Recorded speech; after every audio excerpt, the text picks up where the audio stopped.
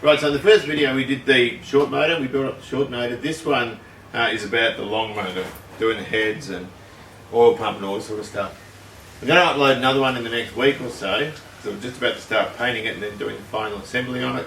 And then of course the fourth one we'll be sticking on the stand and testing it out. At the moment there's an FE motor on there, an old big block which I've got to do first. Well, this is how we did it. I'm trying. So did you have a good time at the horse? Oh, brilliant. Oh, got another one for your horsey thing. No, it's a Ford one this time.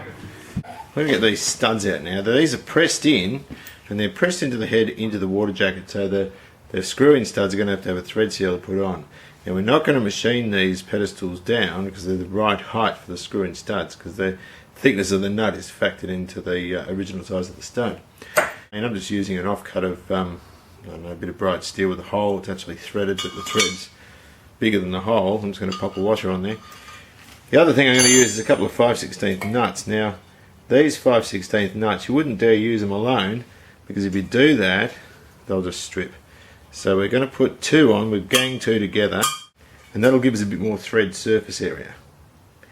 We don't want to lock them together, but you want them together at the same like that, and as you screw down you should hear it click. There we go, there it is there. And what it's doing now is it's lifting the stud out using that as a large washer. There are tools for doing this, but I'm a bit of a tight ass. There we go. And that's the stud.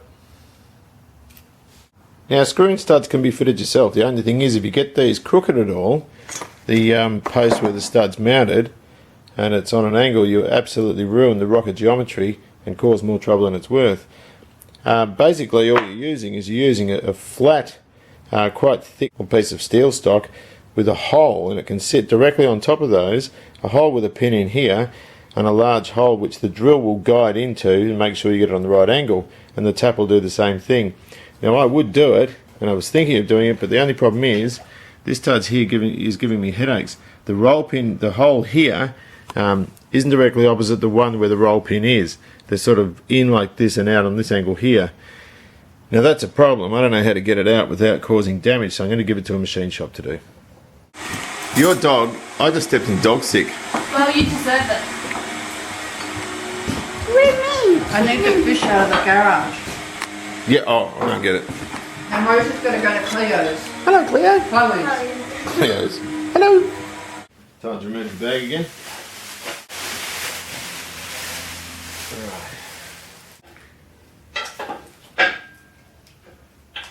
Now once again we're staying with good quality kit, ARP oil pump drive. These ones are inclined to round off on the edges. You can see it's worn there. The last thing you need is for that to fail, because that way your oil pump stops. It's also most important you get this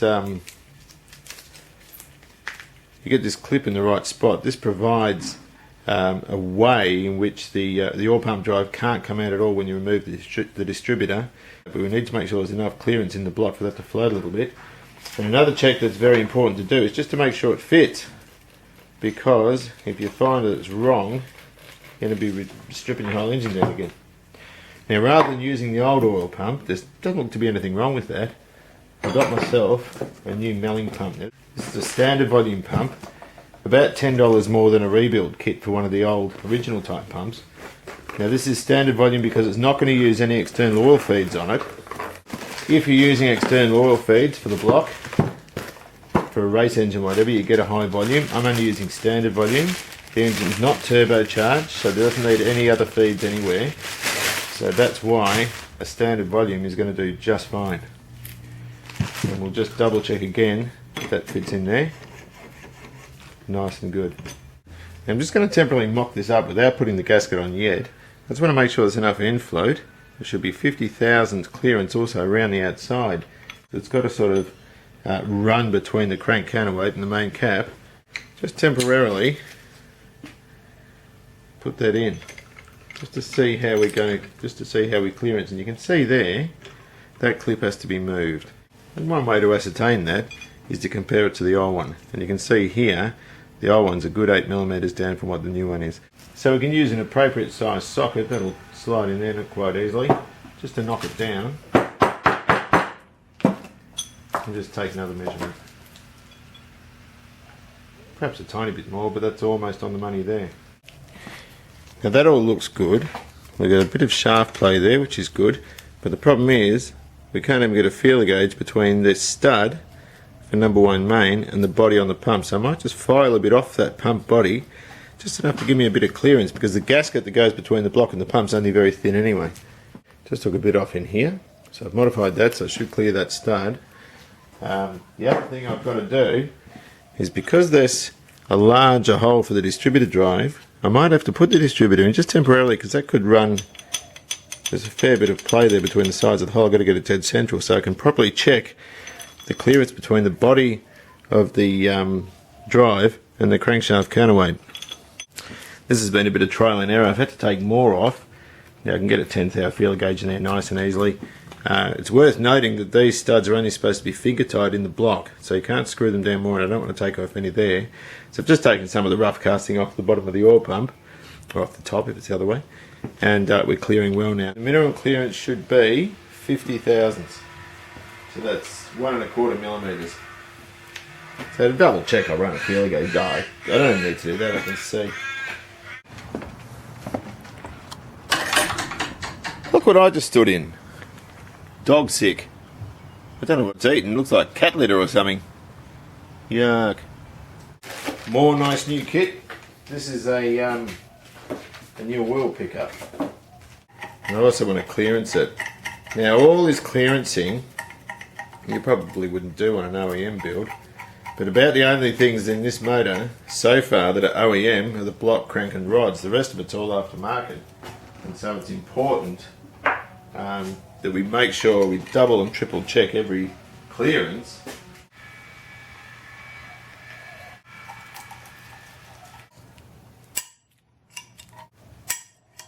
Now one thing I've got here is a nice new sump. Now I wanted a standard sump, but I didn't get one. This is an aftermarket competition sump that my brother bought when he was going to use this engine, and the problem with it is it won't fit the 4-bolt dart block that he's got. It's designed to go on the normal 351 Windsor. They're different from the 302. It's baffled, it's got a windage tray built in, so it's a really, really good bit of kit. It's a bit overkill for what I want. I just wanted a standard looking car and standard looking engine, and this isn't going to look it. It's a high capacity, but what I need to do is I need to clearance between the oil pickup and here. Right, well this is annoying me a bit. I've got a non-standard sump, and this is supposed to be a standard pickup, a new one, but it was bottoming out in the sump, so I've got to check for clearance. I'm shooting for 3/8 of an inch. What are we sitting on? Just a bit of trial and error, just to get this pickup exactly where I want it. So it'll come up a bit, is it? So by the time you get your gasket on, it's going to be about a 3/8, I think. So I reckon that's probably about where we leave it. This dog, look at this, look at this. Dog diarrhea.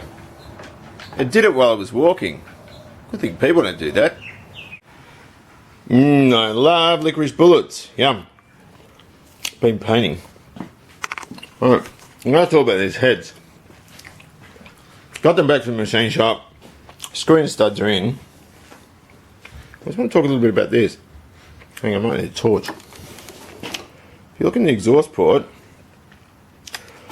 there's a little hole. And these are late smogger heads. That hole is for air injection. And all the exhaust valves have those holes behind them. And they join up with this port here, which is connected to an air pump. Now, putting an air pump motor in an XW is just an insult. So I bought, these were quite dear, these were $50 a pair. I bought these plugs and they screw in and block that off. It's a funny thread, it's not a tapered gas thread, I don't know what it is. If you can look around the other side, you'll see one already installed there at the front of the head. They've got an internal thread for accessories as well. So there you go. Well, we're putting the valves back in. They're all in pretty good condition. The guides are in good condition as well, but I just want to lap the valves in, lap these seats in. To do that, we use valve grinding compound. Now, we're not grinding them, we're just lapping them. There used to be a little orange cylinder, PEP I think it was called, where you had sort of a coarse and a fine at either end of it with a lid on the end. But all we're going to do with this is I'm just going to get some of this and just put it around the rim of the valve. This is an abrasive compound, it's water based, and what that'll do is it'll just cut a nice new surface for the thing to seal on. There we go, just a little bit on the stem, and we just put a bit of grease on there so we can hang on to the thing, and we just turn it, and as we turn we lift it every now and then. Now, you don't use a drill or anything on these because it's not good for the guide if you do that. It's pretty hard with these sticks to really hang on, and you'll hear the pitch of it as it's cutting change. I'll just pull it out and have a look.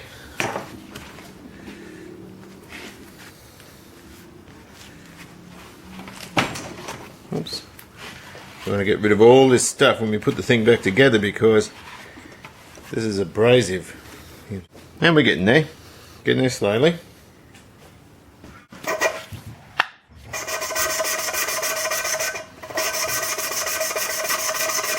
You're kind of aiming at a nice matte grey finish. I've been assembling them as I'm doing them because it's such a monotonous task. If you look at the seats now, they're beautiful. Absolutely lovely. And that's how they should look.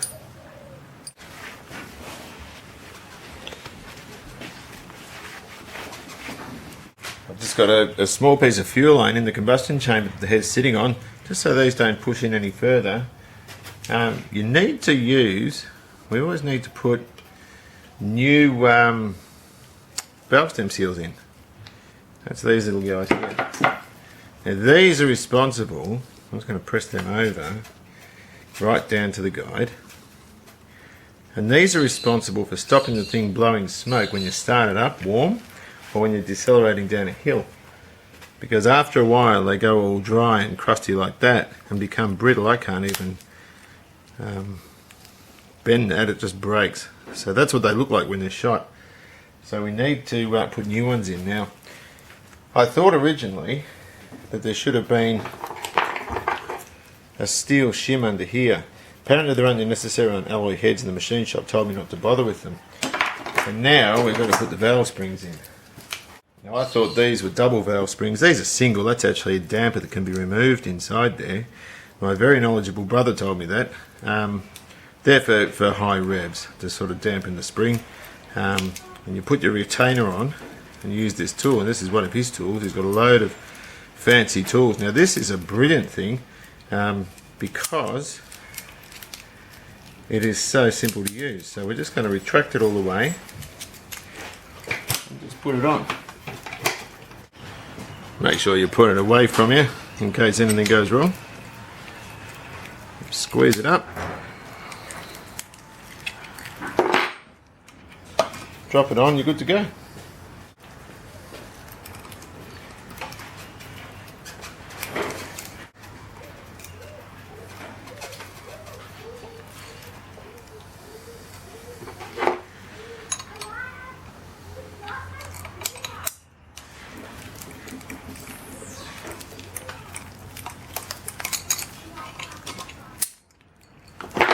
Job done. You little shit! I won't do it, I promise. Yes, you will. You're Let's clean these up with a bit of solvent-based cleaner. Make sure it's really, really clean and no grease or anything that can disrupt a good seal. Because you can just take those out with pliers and they just tap back in. Time to put the head on.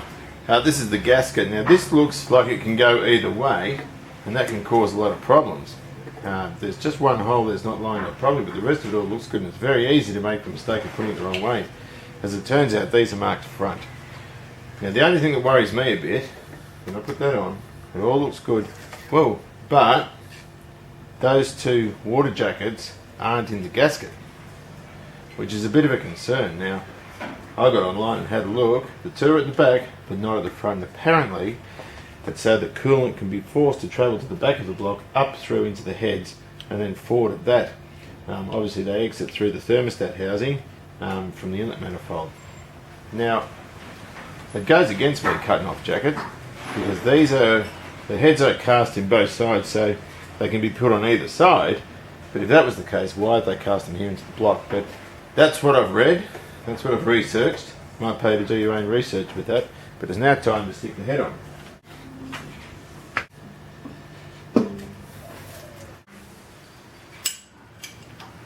Now, I know I said in the other video, don't use an extension because they give an inaccurate reading between the socket and the torque wrench.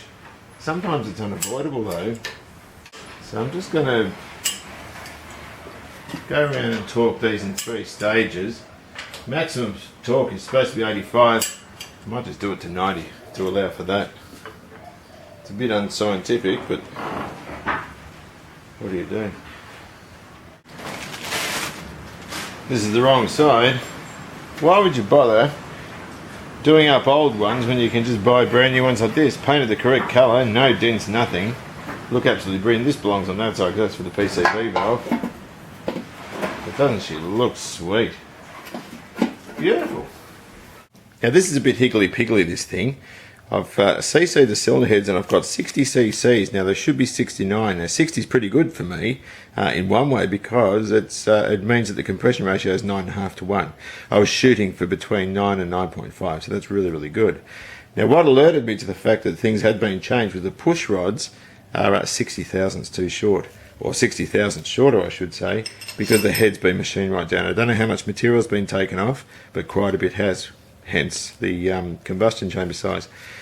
Now, what this means is these screw-in studs, or another problem I should say, is these screw-in studs are a little bit too low. Now, in being too low, it means that the lifter preload is too much. In other words, at rest, the lifters are being pushed in too far and they won't bleed up properly. The recommended amount is 20 to 60 thousandths, which is 0.5 millimetre to 1.5 millimetre. I'm sitting on about 3 mils, so it's far too much. Now, one of the advantages with being a school teacher in a really well kitted out technology centre is that I can make up, or have these sorts of things made up. These are shims made from a piece of stainless, and I can just pop those washers out and sit them under the pedestal, and that is 1.6 millimetre. It's just 1.6 mil stainless steel stock, but it means then when I put these in, I can take another measurement, and the lifter preload should be perfect. Now these had pushed in or pressed in studs along them, which went right down into the water jackets. They're pressed in a fair way. Now I've had them drilled and tapped for these 7/16 screw-in studs. Now because they go into water jackets, we want to use a good quality sealer. This stuff's gold. Use it on Welsh plugs, water pump bolts, head bolts that aren't blind, if you know what I mean. Just put a bit around the thread like that, pop it through the washer, and just screw it in. And I'm going to do the same. I'm going to do this one at the same time.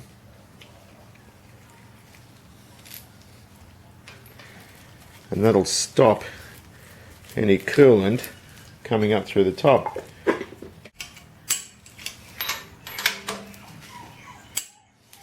So with the lifter, I should use a scriber for this. With the lifter at rest, I'm just going to use the rail to make a mark in the push rod.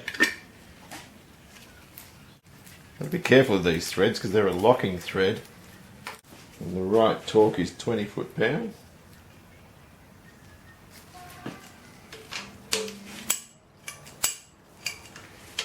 And then we can sort of make another mark, and I can measure that with a caliper. It's hard to get it right. I will probably need to redo. Yeah, there we go. That looks like about 1 millimetre, which is 40 thousandths. I'll take it off and measure it anyway. I sort of apologise for this being so overzealous, but when you get an engine that's been given to you in bits and it's been machined in parts, you just don't know what you've got. And so it's best to do it properly the first time. Now, if it was an old motor that had been pulled apart and I knew what had been done to it, it would have been far easier. Or if it had been a re-ring. If it was just a re-ring of an old stock motor, it would have been fine as well. One of the last things I want to do before I paint is I want to block these ports off. These were for the air pumps, or for the air pump. You can buy these special plugs. They're pre-sealed and they've got accessory holes already sort of tapped into them. These are the dearer way of doing it. You can buy other ones through Summit and places like this, but the postage to Australia is astronomical. I'm just going to whack it in with a bolt and screw it up. Righto then, see you later.